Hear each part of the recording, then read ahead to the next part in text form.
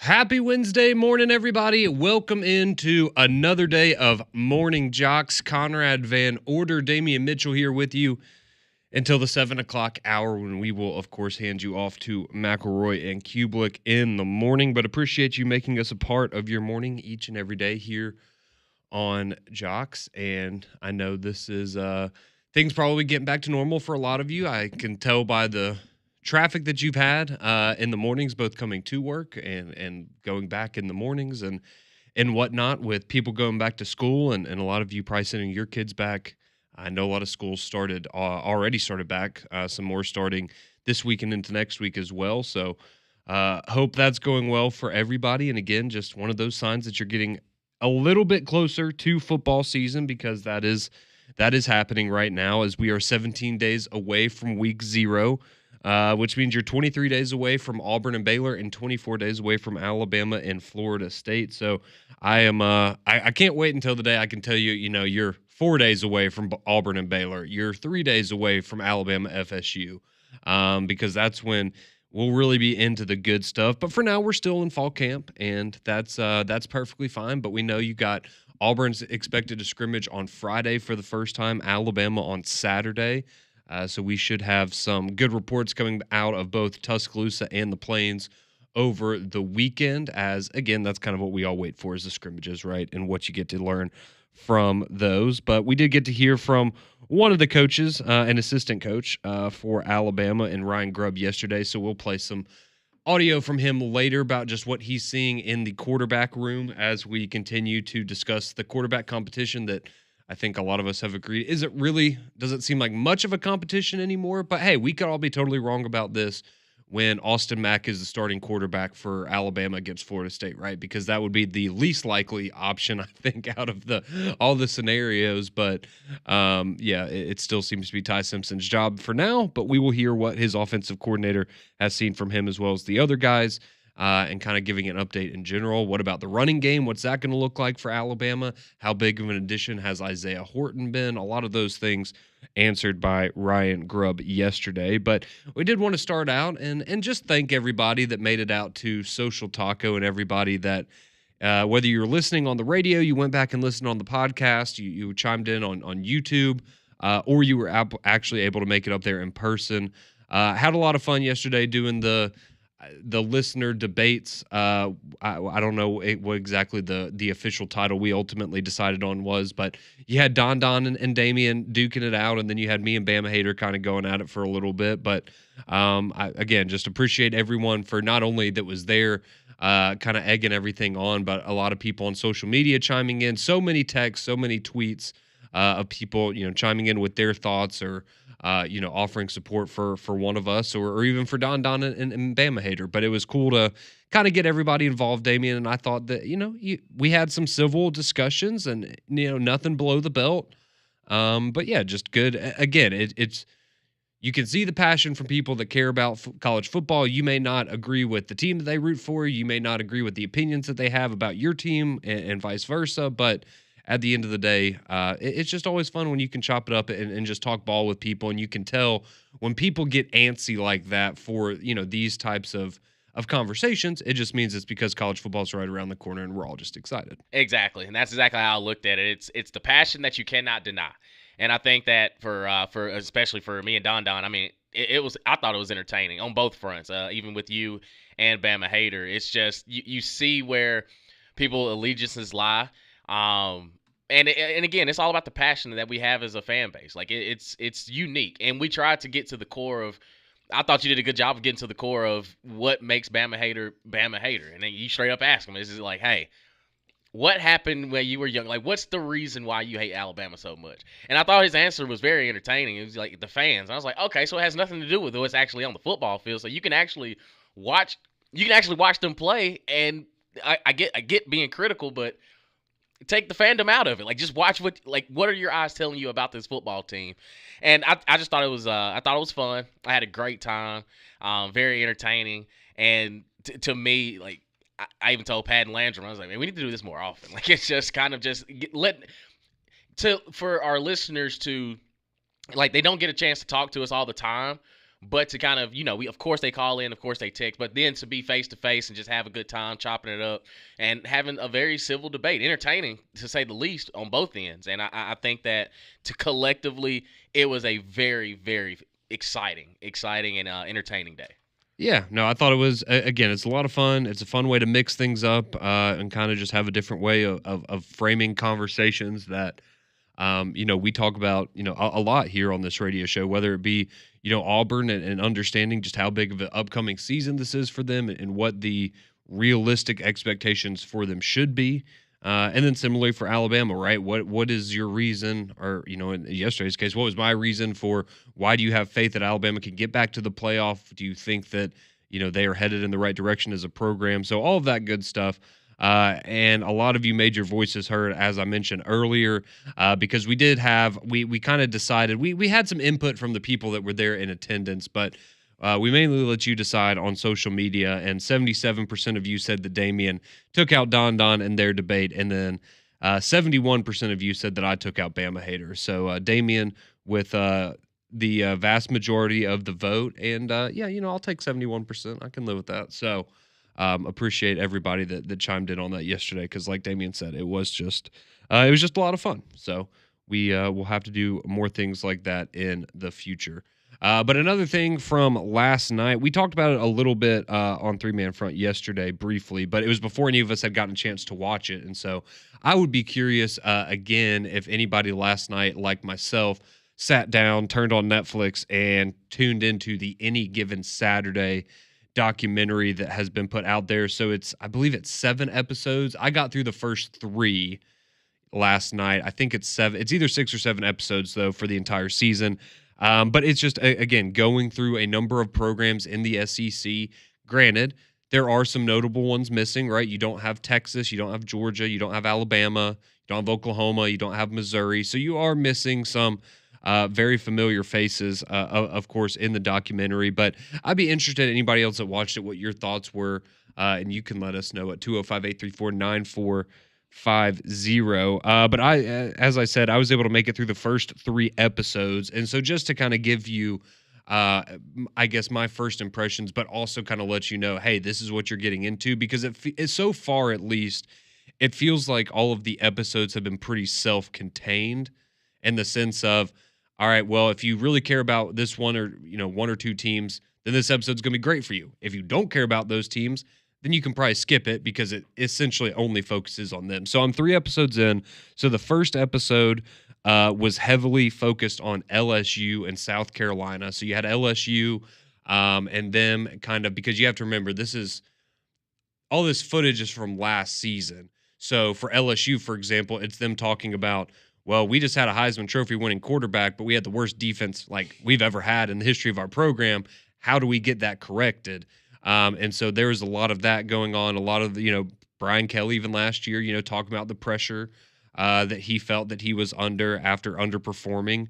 And so now you can kind of see where that perspective might be a year later after underperforming again last year. But you had a lot of LSU and you had a lot of South Carolina. And so it kind of built up.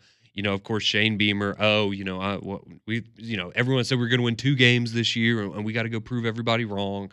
And then it kind of built up to that South Carolina LSU game, which was an incredible game last year, which South Carolina got robbed of a victory, but that's neither here nor there. But it kind of built up to that game, and then showed the aftermath of South Carolina being, man, we've come a long ways, but we're still not there yet, right? We still have to get this, a big win, kind of a statement victory for the program. And then on the LSU side, you had them coming off the season opening loss to USC of, all right, yeah, we're back. And we saw how that ended up. But yeah, so that was the first episode. A lot of LSU, a lot of South Carolina. You got some Shane Beamer kind of talking about his dad and what it's like for him being the son of one of the, greatest college football coaches of all time. So that was interesting. The second episode was all Florida, basically, and it was a lot of Graham Mertz and DJ Lagway and kind of what they were going through when Graham Mertz got hurt the first time, and then DJ Lagway comes in, but then Graham Mertz comes back, and then he tears his ACL, and so it's just kind of interesting. You get both of their perspectives on, DJ Lagway being like, I mean, I'm not happy because I hate to see a guy that's been working his tail off all summer and leading this team get hurt, but it's kind of my time to shine. And so that was kind of a cool dynamic. They also went into, you got to hear Billy Napier, like straight up just talking about the fact that he knows everyone wanted him fired and that he doesn't let it get to him. But say, hey, I'm a human. Like, it sucks. You hear these things and it's difficult, but you just gotta, you gotta weather the storm and continue on. So I thought that was really, really cool. And then in episode 3, which is the last one that I watched, that was the Vanderbilt and Alabama episode. And you also had, so I'd say that was about 60% of the episode, and the other 40% was Arkansas beating Tennessee. So you kind of had those two upsets combined there. You got some good Sam Pittman stuff. Not a lot from Tennessee, but you got some good Sam Pittman stuff. And I'll say this, the Vanderbilt stuff, like listening to Clark Lee, like the way that he talks to his players and things, I mean, even that, like, obviously that was not my favorite game from last season, but I really enjoyed it. And getting to see that side of Clark Lee, like, he'll tear you up. Like, I just wasn't really excited. And I don't know, I guess I've never really heard him in like a behind the scenes setting where you're getting to see how he really is with the players. And it's like, oh, that's not how I would expect the Vanderbilt coach to be. But now I can see why y'all were winning football games last year. He can flip that switch. Oh, yeah. Not safe for work. The attaboy. Yeah. Not safe for work. I will just say that about Mr. Clark Lee. But yeah, no, I mean, he had me fired up like, man, I'd go play for Vanderbilt now. Like, if this is the guy that's in charge. And you did get a good bit of Diego Pavia. It was funny, though. There's one scene where one of his teammates called him out and was like, man, I'm going to be honest with you. Like, you go around, you talk about how, you want to be this big inspiration for all the kids, and then you're going to tell somebody to go F themselves. Like, you can't be doing that, man. Like, like we got to have a middle ground here. Like, if you want to, it's like, we want you to be a good influence for the kids, but like, you got to kind of watch how you balance the two things. He's like, you can be that way in the locker room with us, but like, maybe don't go out and every time you're in front of a camera be dropping the F-bomb. It's like, okay. So it's just kind of cool, though. You get to see like more of a human element in a lot of these guys. So, but yeah, it was heavily focused on Vanderbilt upsetting Alabama. And so that was the third episode. So I'll get to the rest maybe tonight, and if not, into the weekend. But I thought for the first 3 episodes, I was entertained, right? I enjoyed it.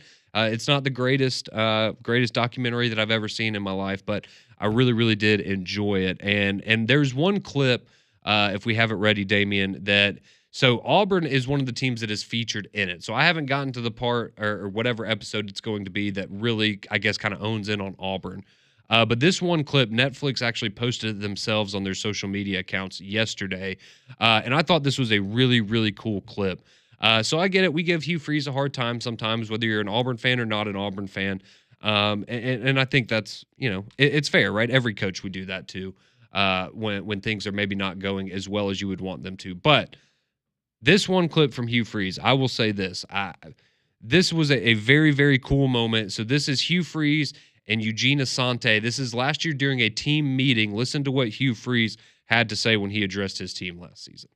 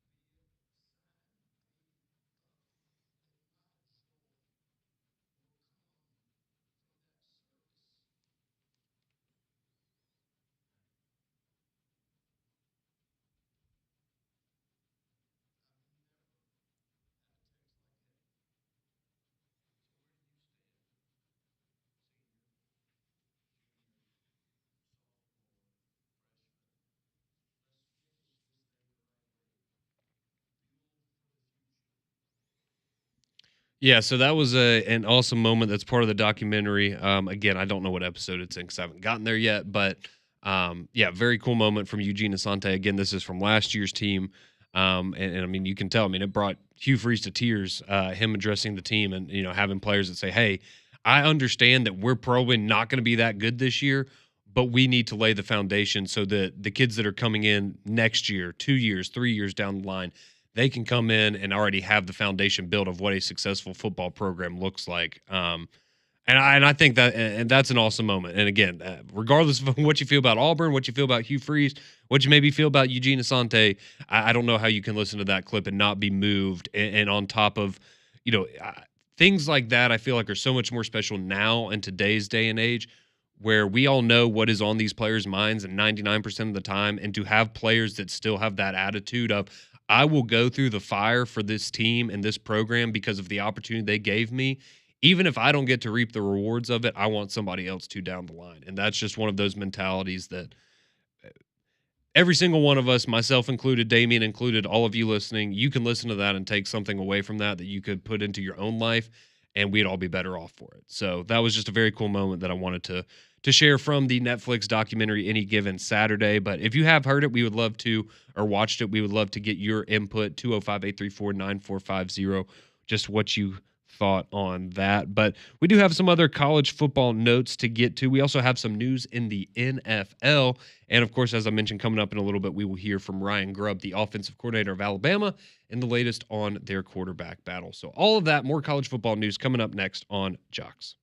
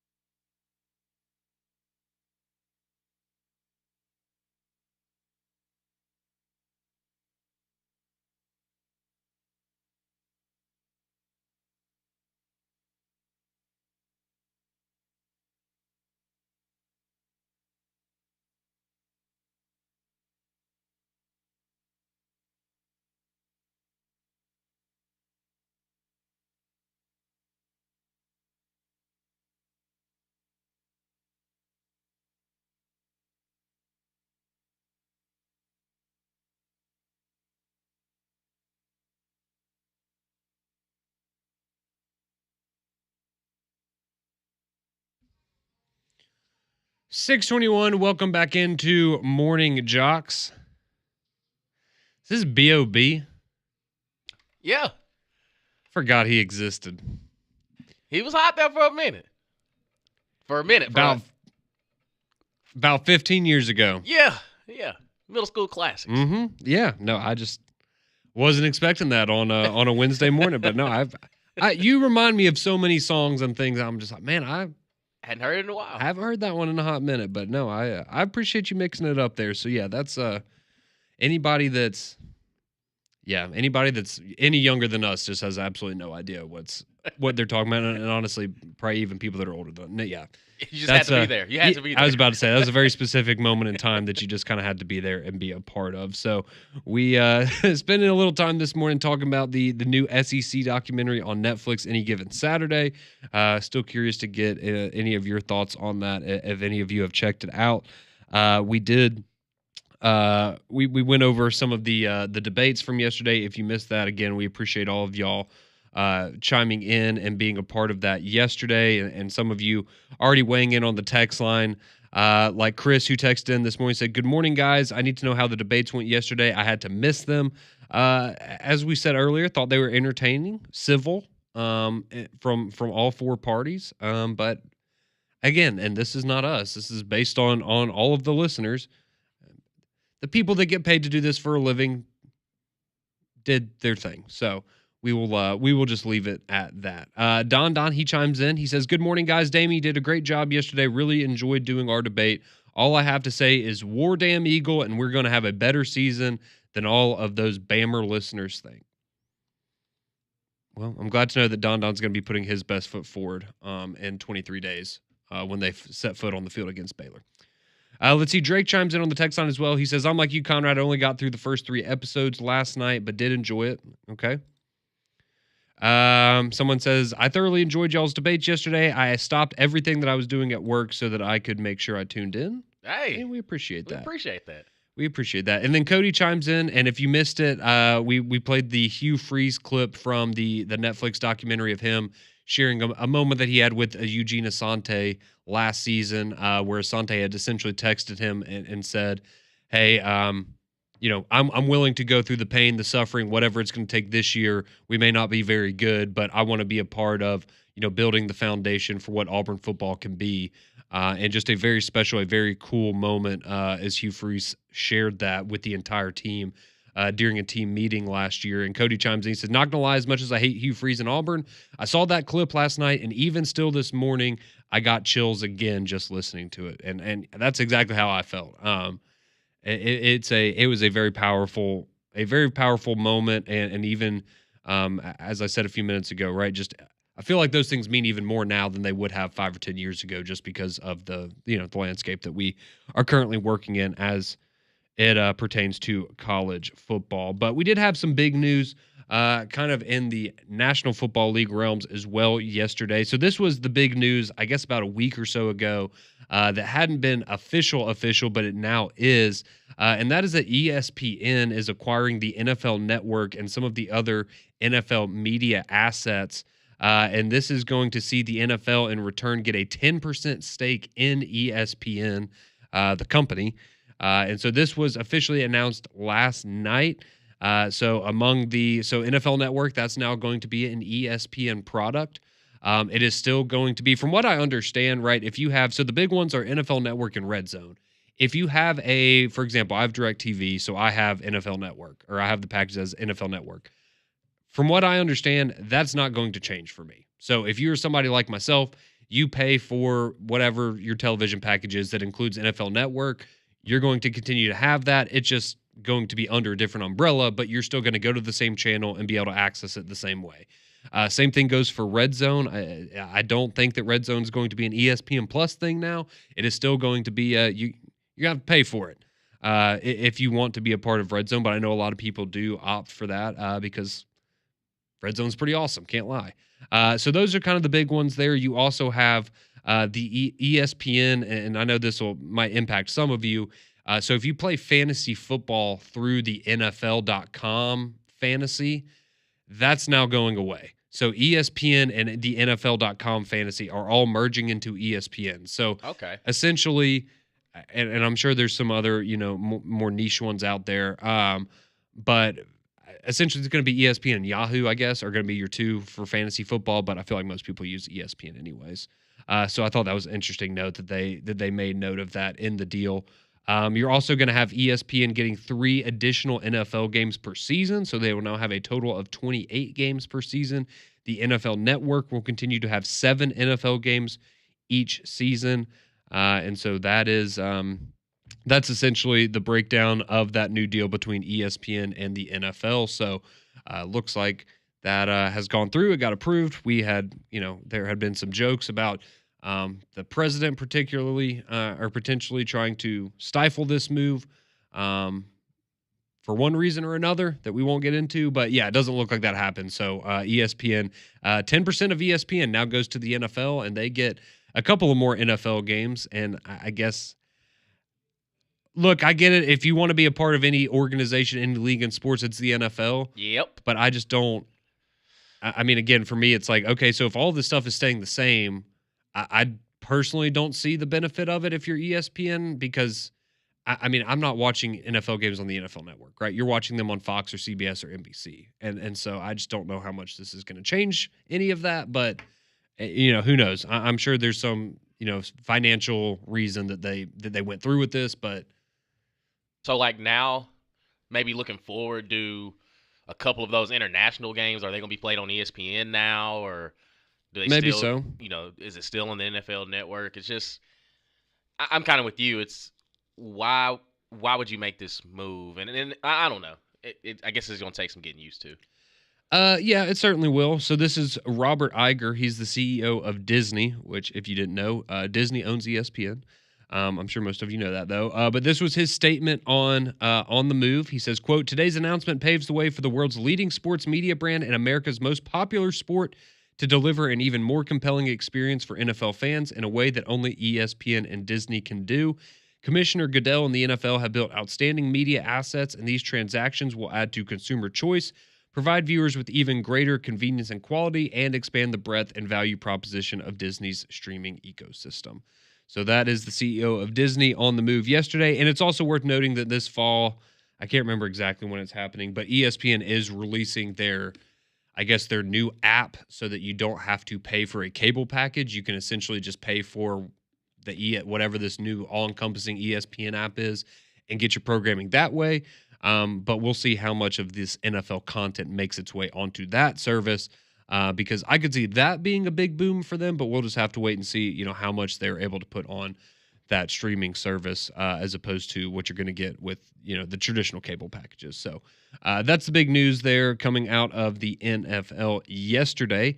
But we do have fall camps going on for both Alabama and Auburn, and we teased it earlier in the show, but we do have audio from Ryan Grubb, the offensive coordinator of the Alabama Crimson Tide, as we're now a week into fall camp. What has he seen from the quarterbacks? What does he feel about the running back room? How big of an impact are Jam Miller and some of those other guys going to have, as well as some thoughts on the wide receivers? So we'll hear from Ryan Grubb, get his thoughts, and get your reaction to what the Alabama offensive coordinator had to say after yesterday's practice, coming up next here on Morning Jox.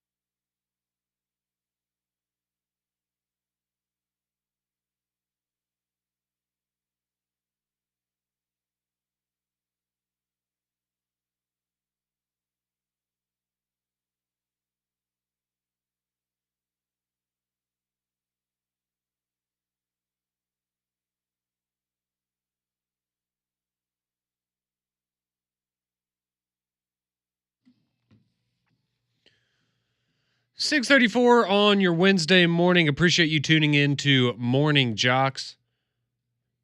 Conrad and Damian here with you until 7 o'clock when we will hand you off to McElroy and Kublick in the morning. But we have to get to some fall camp notes as Alabama yesterday on the practice field got to hear from Ryan Grubb. So this is now the second time this fall that we've gotten to hear from the offensive coordinator there of the Crimson Tide. And still, somebody we haven't really heard from that often since he, officially got hired earlier this spring and joined the staff there in Tuscaloosa. So anytime you get to hear from him, always interesting to get his insight because, as we know, a lot of reasons, if you are an optimistic Alabama fan, that Ryan Grubb is probably a lot, plays a big role in why you're optimistic about this upcoming season and that the Alabama Crimson Tide can be better than they were last year.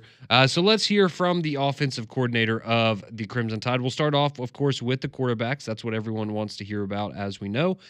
So we'll start off with this first clip from Ryan Grubb on how they're splitting up reps between the three quarterbacks, Ty Simpson, Austin Mack, and Keelan Russell.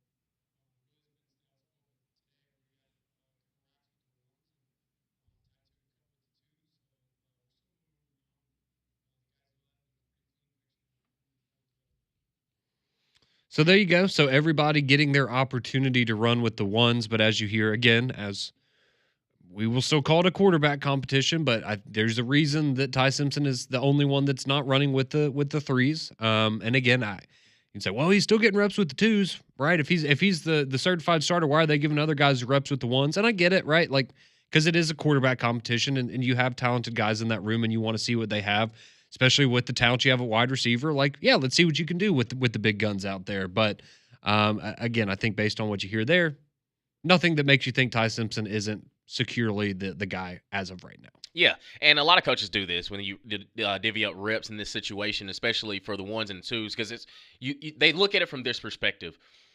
If they know kind of where their two deep is, especially at the receiver position, where okay, well, technically Isaiah Horton may be a 2X or a 2Z, but he may be a first team Y or something. Yes. So it's kind of just getting people in different places.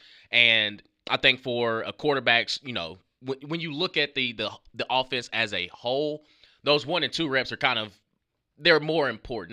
Not to say the threes aren't, but like you said, there's a reason why Ty Simpson isn't going with the threes, because it's more than likely he won't be on the field with any of those guys. Yeah. Whereas 1 and 2, there's a higher chance that, hey, Jeremy Bernard may be at X this play. So these reps, these 4 plays. So let's rack it up and see what it looks like, and kind of just, it's more personnel based than anything. Well, and let's be honest too, a lot of those guys that, maybe if you look at, like you're saying, where you might be a 1, if you're, on the outside, but if you're in the slot, maybe you're the, the second string guy. But, based on everything we've heard with, people like Rico Scott and even like a Jalen Hale or, guys like that, they might technically be, second string on the depth chart, but they're still going to have a role in the offense and play, and you want to give them reps with those guys as well, even if technically on the depth chart they wouldn't be 1, 2, or 3. All right, so let's hear more from Ryan Grubb on the quarterback. So that's how they're splitting up the reps, but now kind of just his overall assessment from day 1 of fall camp to now. What has he seen from the quarterbacks?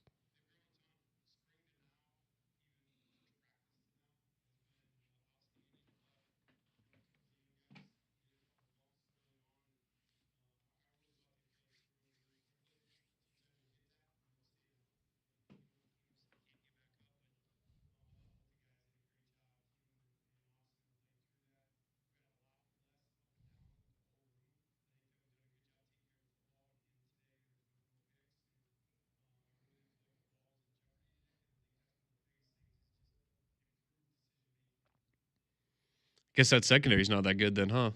I guess Kane Womack isn't taking it easy on him. I kid. But no, I mean, that's, again, good stuff that you're hearing there from Ryan Grubb, as it appears that, and as you would expect, right, you're going to have good days, you're going to have bad days, whether it's an individual player or an entire, position group, especially something like the quarterbacks. But no, seems like things are going well there from a performance standpoint. Again, you heard him say, Austin Mack and Keelan Russell, had some rough patches, but they've been able to pick themselves back up. And again, these are the kinds of things for a guy like Ty Simpson. Again, if you are still in the boat of, well, if he's so good, he should have played last year. And that's fine. Like, you're not going to be convinced otherwise until you actually see him play. And then we'll all have our answer for us. But I think, again, you see an example of, hey, a guy that's been in the program for a while, not saying that he hasn't had any bad times or bad moments in practice. I'm sure he has. Everybody does, right? But to have the, I guess, the mental or the emotional maturity, as well as just kind of being, in this position before, right? Of, hey, I've had plenty of bad practices. I've been here for 4 years now. Like, I've had bad practices and I wasn't going to get to go start on Saturday. So now, I mean, you're kind of playing with house money at this point with Ty. So again, more good intel there from Ryan Grubb. Now, how about the running back room? So this is Ryan Grubb talking about the running backs, but specifically the guy that seems to be his favorite, and that is one Jam Miller.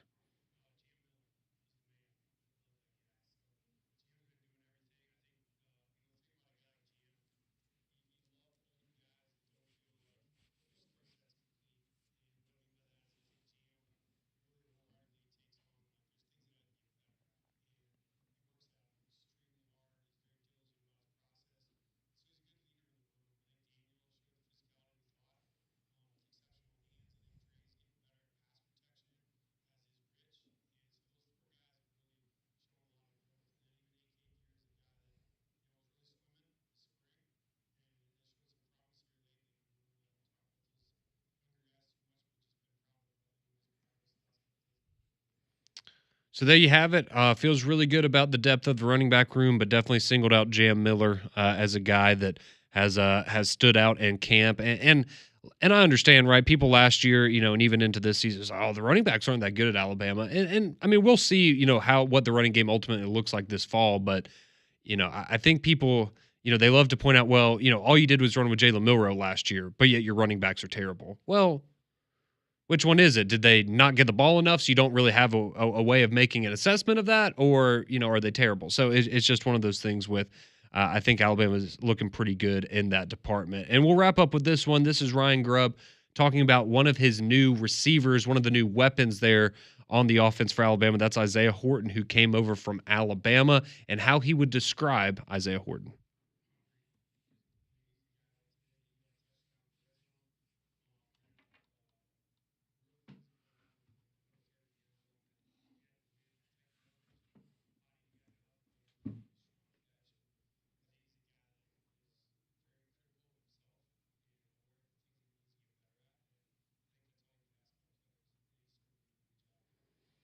So there you go, Ryan Grubb talking about Isaiah Horton. Scored a touchdown yesterday, but just a guy that's hungry and excited about the opportunity that he's going to have in the offense this year. And we will heard good things about him all off season, so going to be excited to see him on the field. And the fact that he's talking about how hungry he is, he's got the perfect coach for it too. Mm-hmm. Jamarcus Shepard.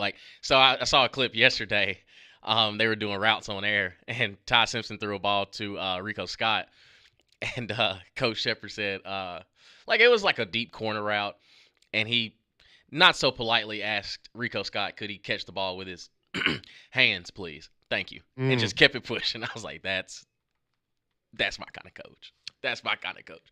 And I think this group at receivers for Alabama, and the more we've seen, because we saw pieces and heard some things about Rico Scott last year. Mm-hmm. And I think the depth at receiver is it's key. It's one of those things that when you don't have a receiver. Think of Auburn a couple years ago and how it felt like, man, they don't even have one guy. Now they are in a position where they have multiple guys. Very similar to Alabama, where the lineage has been so long. And last year we got glimpses of Ryan Williams. Jeremy Bernard was very consistent. Isaiah Horton, a guy from Miami, that was okay. If you watch Miami, you knew Xavier Restrepo, but Isaiah Horton was on the other side. Like, it was okay. Well, he could be a very valuable piece. Now he's added to that locker room with you have another year older Ryan Williams and Jeremy Bernard, who is kind of the seasoned vet. Like, he knows Kalen DeBoer's offense like the back of his hand, and he's kind of that.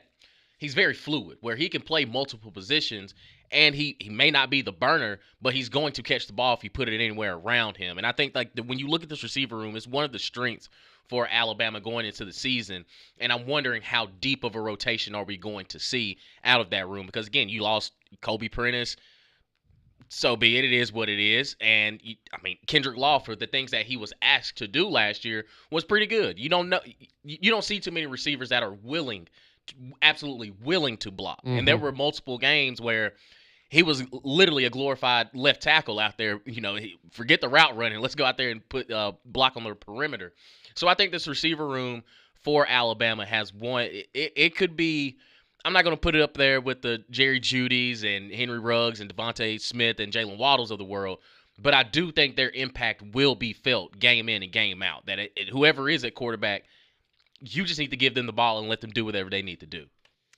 Yeah, so it should be pretty. It should be fun to watch this year, whether you're an Alabama or an Auburn fan. I think you could make a strong argument that right now they have Auburn. I would go Auburn 1, Alabama 2 in terms of best wide receiver rooms in the SEC, and certainly nationally, they're up there with the Ohio States and the Clemsons of the world. I think as the cream of the crop in the entire country. So will be really really fun to watch that this fall. And that was Ryan Grubb, the offensive coordinator of the Crimson Tide, just giving us some quick assessments, as it's kind of crazy to think we were already 1 week into fall camp. So we'll share a couple more news and notes, some other things for us to get to here this morning, as well as get some of your reaction. We get your text on not only what's going on, a lot of you chiming in on the ESPN NFL Network deal, as well as the debates from yesterday and a little bit of Alabama and Auburn love in there as well. So 205-834-9450. We'd love to hear from you, and we will do that next on Jox.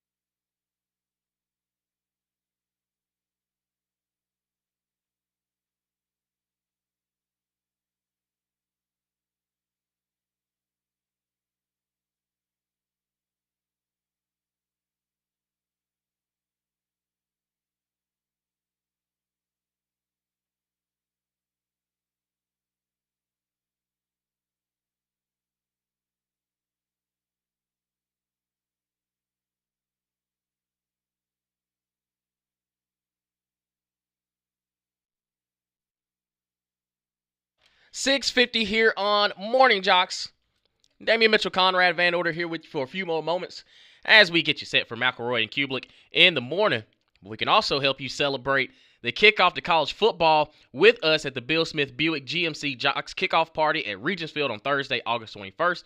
And the only way to go is by winning tickets. To win a pair of tickets for you and a guest, text the keyword TIDE and your full name to 205-834-9450. Again, the keyword is TIDE and your full name to 205-834-9450. Winners are drawn and notified daily. For more information, visit joxfm.com. Well, we have some, I know this is going to be hard news for Damian to hear this morning, coming out of the National Football League. As it is being reported early this morning that Rams quarterback Matthew Stafford is dealing with an aggravated disc in his back and is currently week to week. So they're uncertain. They are hoping that he'll be ready for week one, but uncertain about his status. I know That's why they paid Kyron Williams yesterday. Because he knows. Is he going to play quarterback now? They're going to run the Wildcat? He's going to shoulder the load. He's going to have to carry the ball 300 times. You know who their backup quarterback is? It's Stetson Bennett, isn't it? It's Jimmy Garoppolo. Oh, okay. I didn't know. Super Bowl winner. Sure. Yeah. He was on the team. I mean, he has a ring. Yes, correct. Yeah. He does have a ring. So does Matthew Stafford. Yeah, well, he actually earned it on the field. Yeah, Jimmy Garoppolo did too. He did not. He made sure Tom Brady was locked in. Yeah. Yeah, he did by making sure that Tom Brady was like, I damn well know this guy's not taking my job. So, yeah, he did help Tom Brady lock in a little bit, I think. Hey, if Bill Belichick had had his way, he would have gotten rid of Tom Brady for Jimmy Garoppolo, and who knows how that would have ultimately worked out. But I know you're a big Matthew Stafford fan, so I know that was that would have been tough for you. Hey, listen, I mean, he's up there in age. Sometimes you got to listen to your body, big dog. Yeah, you certainly do. Quickly did want to just throw this out there. I know a lot of you probably are checked out by this point, but you did have the Braves in action last night. Of course, you heard them here on Jox as well, but they lose 7-2 to the Milwaukee Brewers. So the Brewers have now won 8 of their last 9 games, and they are playing like, I mean, they're the best team in baseball right now. They are 25 games over 500 now. Milwaukee 69-44. That is good for the best record in Major League Baseball. So they are 3 wins ahead of the Tigers and Dodgers, 2 wins ahead of the Blue Jays, 3 ahead of the Tigers and Dodgers there for the best record in Major League Baseball. So Atlanta just running into a bit of a buzzsaw right now, unfortunately, and it's just been one of those seasons for them, unfortunately. So that's your Atlanta Braves update for today. And we will now go to the text line where we will finish things up for you today. One thing about, are you seeing what's happening on the text line? I think my Maplesville is kind of taking over. The key word is TIDE, TIDE. My apologies. Yes. No, thank you for the clarification. Yeah, a bunch of people texting in Ty. Well, I saw a bunch of things. I'm like, is everyone trying to talk about like Ty Simpson? Or are we trying to talk about tying a tie? But it is Tide, like Alabama Crimson Tide. Yes, that's also detergent. Yeah, that is I apologize. I knew the accent was gonna get me one of these days. And hey, it's all good, man. And I'm sitting here witnessing, and I'm like, Ty, what's going on? It's Tide. Tide. T-I-D-E. That is your keyword to text in for tickets to the Jox kickoff party coming up 2 weeks from tomorrow. So it'll be here before we know it. But we will get to some of your reaction here on the text line. So we'll start off. This text says RIP NFL Network. Like, yeah, it'll still exist. It'll just be under a different umbrella. Somebody says, I wonder if this NFL news will affect the Nickelodeon slime games that the NFL does. I didn't think about that. I don't know if you're joking or if you're asking because your children enjoy that genuinely, but they'll put it on Disney Channel now. I don't know. They actually might. There you go. Put it on Disney Channel. Yeah, you can have Zach and Cody and Hannah Montana out there running around doing whatever. So that'll be, that's a good point. Maybe that is the case. Alan chimes in. He's taken up something that Don said in his text earlier. He says, talking about Don saying that Auburn's going to have a better season than Alabama fans want to admit. Alan chimes in. He says, a better season than us Bammer listeners? Is this the same Don that bet Peyton Thorne having over 30 passing touchdowns last season? Come on, man. It's RTR season. It's the same one. Michael chimes in. He says, oh, you mean the debate y'all did yesterday? Those weren't debates. Those were blood-letting beatdowns. You two destroyed them. Well, thank you. Thank you. We try what we do. We got people texting in WDE now. They don't want to text in for tickets because they don't want to say Tide. We had somebody the other day, it was Tigers, and we had people texting in. It's like, man, I'd love to have tickets, but I'm going to have to try on another day. Like, that's insane. That's how deep it's running right now. That's insane. 3 weeks out from the start of the season. People don't want to win tickets to the Jox kickoff party on a particular day because they don't want to have to text Tide or Tigers into a contest. It's real, people. That's why we love it here in Birmingham, Alabama. We're back tomorrow at 6 a.m., but up next, you have McElroy and Kublik in the morning.